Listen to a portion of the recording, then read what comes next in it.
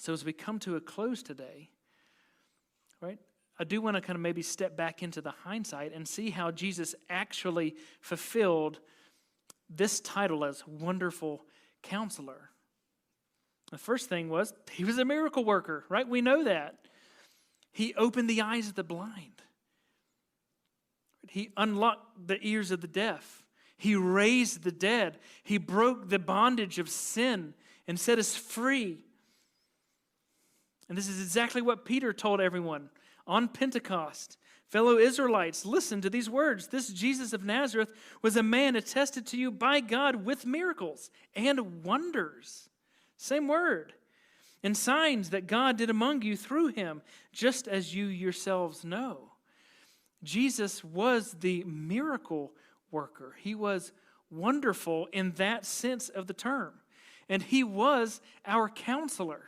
For 3 years, he taught us. He taught us the Sermon on the Mount, all of those practical bits of wisdom of how to live, and all those things that James gleaned and brought into his epistle. All of the teachings from the parables that kind of pulled back the veil and showed us the inner workings of the kingdom of God and how he was bringing that to earth. How do we live as citizens of this kingdom? Jesus taught us. He counseled us. He showed us how all of that works. He counseled in his military strategy. Now, he didn't gather the Israelites to come and bring a physical army against Rome, but he did have a military strategy because he's a ruling king. It's just that his strategy, even though it did disarm the powers in darkness, it crushed Satan's head, he did it at the cross by dying. And none of the enemy saw it coming, because by dying on the cross, he ended Satan's rule, and he redeemed his people. And that established a kingdom. He said at his resurrection, all authority in heaven and on earth has been given to me.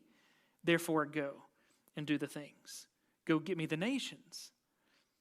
Right? But he established his rule and reign not through a physical kingdom, but through a spiritual kingdom that doesn't have borders, which means his kingdom can infiltrate peacefully into every nation on earth. And that's what we've seen unfold over 2,000 years.